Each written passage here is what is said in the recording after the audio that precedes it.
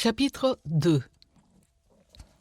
Le jour de la Pentecôte, ils étaient tous ensemble dans le même lieu. Tout à coup, il vint du ciel un bruit, comme celui d'un vent impétueux, et il remplit toute la maison où ils étaient assis.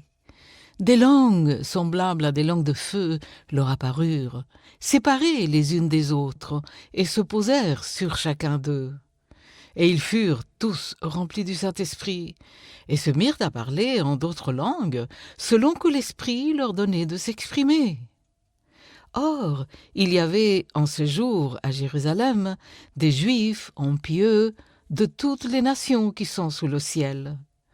Au bruit qui eut lieu, la multitude accourut, et elle fut confondue, parce que chacun les entendait parler dans sa propre langue. Ils étaient tous dans l'étonnement et la surprise, et ils se disaient les uns aux autres, « Voici ces gens qui parlent, ne sont-ils pas tous des Galiléens? Et comment les entendons-nous dans notre propre langue à chacun, dans notre langue maternelle? Parthes, Mèdes, Élamites, ceux qui habitent la Mésopotamie, la Judée, la Cappadoce, le Pont, l'Asie, la Phrygie, la Pamphylie, l'Égypte, le territoire de la Libye voisine de Cyrène, et ceux qui sont venus de Rome, juifs et prosélytes, crétois et arabes, comment les entendons-nous parler dans nos langues des merveilles de Dieu? Ils étaient tous dans l'étonnement, et ne sachant que penser, ils se disaient les uns aux autres, « Que veut dire ceci ?» Mais d'autres se moquaient et disaient, « Ils sont pleins de vin doux. » Alors Pierre, se présentant avec les 11, éleva la voix et leur parla en ces termes. « Hommes juifs, et vous tous qui séjournez à Jérusalem, sachez ceci et prêtez l'oreille à mes paroles.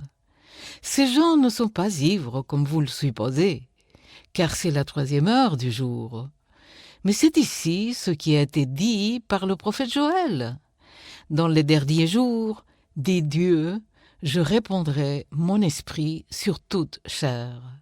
Vos fils et vos filles prophétiseront, vos jeunes gens auront des visions, et vos vieillards auront des songes.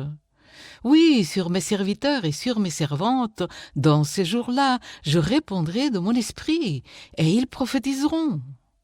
Je ferai paraître des prodiges en haut, dans le ciel, et des miracles en bas sur la terre, du sang, du feu et une vapeur de fumée. Le soleil se changera en ténèbres, et la lune en sang, avant l'arrivée du jour du Seigneur, de ce jour grand et glorieux. Alors quiconque invoquera le nom du Seigneur sera sauvé. Hommes israélites, écoutez ces paroles.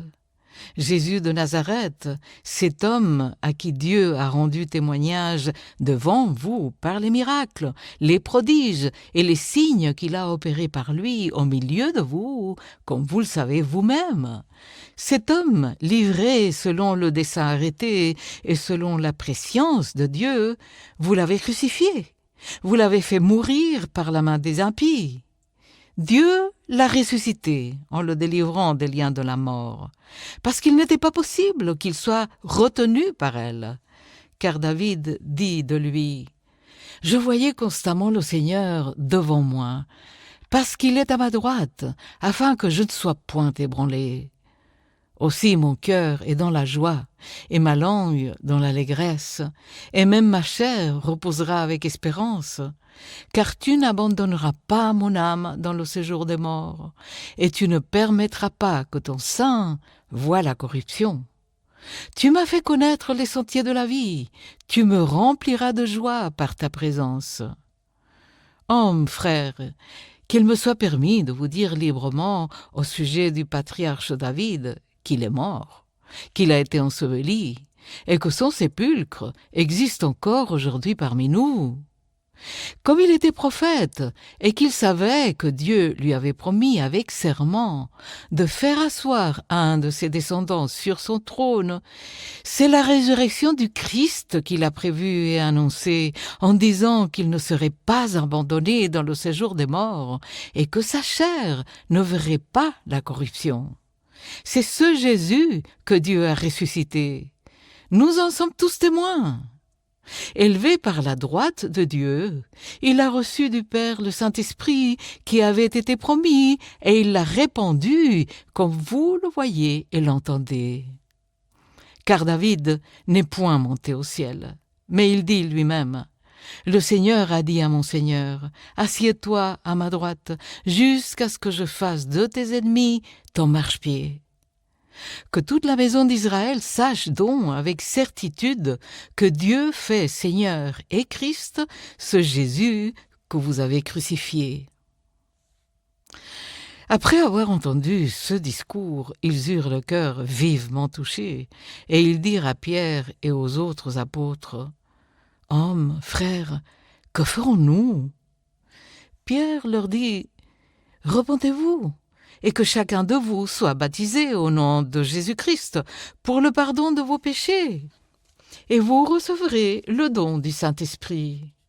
Car la promesse est pour vous, pour vos enfants, et pour tous ceux qui sont au loin, en aussi grand nombre que le Seigneur, notre Dieu, les appellera. » Et par plusieurs autres paroles, il les conjurait et les exhortait, disant: « Sauvez-vous de cette génération perverse. » Ceux qui acceptèrent sa parole furent baptisés, et en ce jour-là, le nombre de disciples augmenta d'environ 3000 âmes. Ils persévéraient dans l'enseignement des apôtres, dans la communion fraternelle, dans la fraction du pain et dans les prières. La crainte s'emparait de chacun, et il se faisait beaucoup de prodiges et de miracles par les apôtres. Tous ceux qui croyaient étaient dans le même lieu, et ils avaient tout en commun. Ils vendaient leurs propriétés et leurs biens, et ils en partageaient le produit entre tous, selon les besoins de chacun. Ils étaient chaque jour tous ensemble, assidus au temple. Ils rompaient le pain dans les maisons et prenaient leur nourriture avec joie et simplicité de cœur, louant Dieu et trouvant grâce auprès de tout le peuple. Et le Seigneur ajoutait chaque jour à l'Église ceux qui étaient sauvés.